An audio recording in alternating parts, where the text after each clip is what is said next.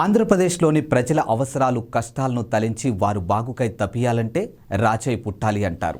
అయితే కష్టజీవికి ఇరువైపులా నిలిచినవాడు, కర్మజీవికి పాలన మలిచినవాడు, 25 ఏళ్లకే ప్రతిభావంతుడై సంపదల మధ్య పుట్టాడు జగన్మోహనుడు. కసిని అసిగా మార్చుకుని అసిధార వ్రతం చేసి జయకేతను ఎగురవేశాడు. అయితే ఈ విజయం ఆయన్ని తేలిగ్గా వరించలేదు.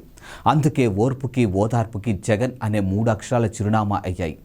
సగటు ప్రజల మనోభావన ప్రాంగణాలు కట్టిన తోరణాలై నవరత్నాలై నిలిచాయి. సహజంగానే ప్రతిభావంతులకు ఒక ప్రత్యేక శైలి ముద్ర ఉంటుంది. తండ్రిని స్ఫూర్తిగా తీసుకున్న తండ్రి చాటు బిడ్డగా రాజకీయం నడపలేదు. జనంతో కలిసి జనంతో మమేకమై జనగణ జననేతగా ఆవిష్కృతమయ్యారు.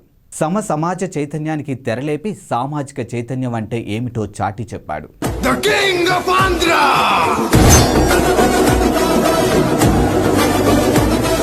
సేద్యంతో నిర్మించుకున్న ఈ ప్రజా ప్రభుత్వాన్ని కాపాడుకోవడం అందరి విధి. పరిపాలన అంటే ఆకాశ హార్మ్యాల నిర్మాణం, విదేశీ శక్తులకు ఆహ్వానం, లక్షల కోట్లు దోచేయడం అనే సంస్కృతికి వీడుకోలు చెప్పి అట్టడుగు వర్గాల సాధికారతే లక్ష్యంగా సాగిపోతున్నారు సీఎం వైఎస్ జగన్మోహన్ రెడ్డి. అయితే ఈ ప్రయాణం పూల పాన్పు కాదు. ఎన్నో అవరోధాలు, సవాళ్లు ఉన్నాయి. అయినా ఆత్మవిశ్వాసమే ఆలంబనగా సాగుతున్నారు. అయితే ఈరోజు ఆంధ్రప్రదేశ్ ముఖ్యమంత్రి వైఎస్ జగన్మోహన్ రెడ్డి పుట్టినరోజు.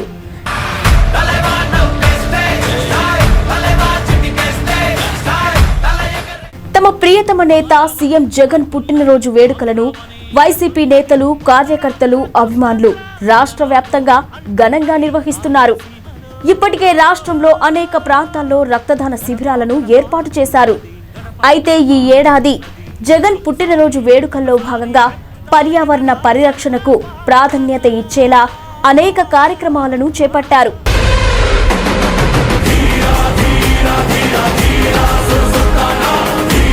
జగన్ ఆంధ్రప్రదేశ్లోని కడప జిల్లా జమ్మలమడుగులో దివంగత ఉమ్మడి ఏపీ ముఖ్యమంత్రి వైఎస్ రాజశేఖర్ రెడ్డి, వైఎస్ విజయమ్మ దంపతులకు జన్మించారు.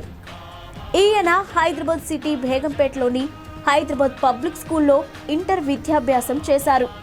అయితే 2004 ఎన్నికల సమయంలో జగన్ కడప జిల్లాలోని భారత జాతీయ కాంగ్రెస్ పార్టీకి ప్రచారం చేయడం ద్వారా తన రాజకీయ ప్రస్థానాన్ని ప్రారంభించారు. ఆ విధంగానే 2009 కడపలో లోక్సభ నియోజకవర్గం నుండి కాంగ్రెస్ తరపున పార్లమెంటు సభ్యునిగా ఎన్నికయ్యారు. సెప్టెంబర్ 2009లో తన తండ్రి మరణించిన తర్వాత అతను తన తండ్రి వదిలిపెట్టిన రాజకీయ వారసత్వాన్ని చేపట్టడానికి ప్రయత్నాలు ప్రారంభించగా మెజారిటీ శాసనసభ్యులు ఆయనను ముఖ్యమంత్రిగా నియమించాలని మొగ్గు చూపిన పార్టీ అగ్రనేతలు సోనియా గాంధీ, రాహుల్ గాంధీలు ఆమోదించలేదు. కాగా తన తండ్రి మరణించిన 6 నెలల తర్వాత అతను ముందుగా వాగ్దానం చేసినట్లుగా తన తండ్రి మరణ వార్తను విని ఆత్మహత్య, అనారోగ్యంతో బాధపడుతున్న వారి కుటుంబాలను కలుసుకోవడానికి ఓదార్పు యాత్ర ప్రారంభించారు. కాంగ్రెస్ పార్టీ కేంద్ర నాయకత్వం తన ఓదార్పు యాత్రను విరమించుకోవాలని ఆదేశించింది. ఆ ఉత్తర్వును ధిక్కరించిన అతను హైకమాండ్తో విభేదించారు. కాంగ్రెస్తో విభేదాల కారణంగా 2010 నవంబర్ 29న కడప లోక్సభ నియోజకవర్గం నుండి లోక్సభ సభ్యత్వానికి, కాంగ్రెస్ పార్టీ సభ్యత్వానికి రాజీనామా చేశారు. 2011 మార్చి 11న అతను తూర్పుగోదావరి జిల్లాలో జగ్గయ్యపేటలో వైఎస్ఆర్ కాంగ్రెస్ పార్టీని స్థాపించారు.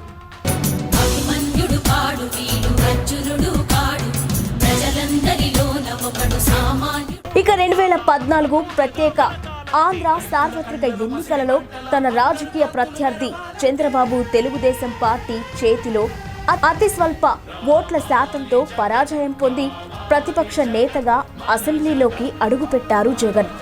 అసెంబ్లీలో ప్రతిపక్ష నాయకుడిగా, వైఎస్ఆర్ కాంగ్రెస్ పార్టీ అధ్యక్షుడిగా అతను తన 3000 కిలోమీటర్ల పాదయాత్రను ప్రజా సంకల్ప యాత్ర అనే పేరుతో ప్రారంభించి 2017 నాటికి ఏపీకి రావాలి జగన్, కావాలి జగన్ అనే నినాదాన్ని రూపొందించారు.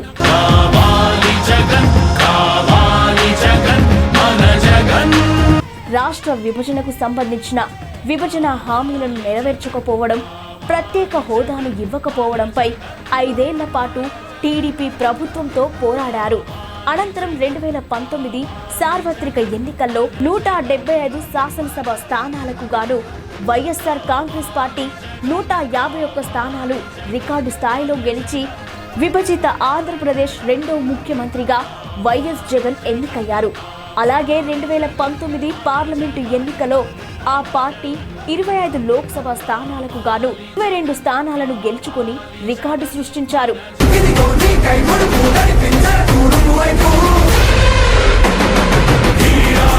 ఏపీ సీఎం జగన్ పుట్టినరోజు సందర్భంగా వైసీపీ నేతలు, కార్యకర్తలు, అభిమానులు జగన్కు వినూత్న రీతిలో శుభాకాంక్షలు తెలిపేందుకు రకరకాల ప్రయత్నాలు చేస్తూ ఉన్నారు. ఈ నేపథ్యంలోనే పేద, బడుగు, బలహీన వర్గాలకు జగన్ అండగా నిలుస్తున్నటువంటి థీమ్తో రూపొందించినటువంటి ఒక ఎలివేషన్ ఫోటో సోషల్ మీడియాలో వైరల్గాను మారింది. పిల్లలు మొదలు వృద్ధుల వరకు అందరి మధ్యలో జగన్ కూర్చొని ఉన్న ఫోటో ట్రెండ్ అవుతోంది. ఈ నేపథ్యంలోనే సీఎం జగన్ పుట్టినరోజుకు సందర్భంగా విద్యార్థులకు గిఫ్ట్లు ప్రదానం చేయనున్నారు. అల్లూరి సీతారామరాజు జిల్లా చింతపల్లిలో పర్యటించనున్నారు. 8వ తరగతి చదువుతున్నటువంటి 4,34,185 మంది విద్యార్థులకు 620 కోట్ల వ్యయంతో బైజూస్ ఫ్రీ లోడెడ్ కంటెంట్తో కూడినటువంటి ట్యాబ్లు ఉచితంగా పంపిణీ ప్రారంభించనున్నారు. ఇక చింతపల్లిలో ఈ కార్యక్రమంలో సీఎం పాల్గొంటారు.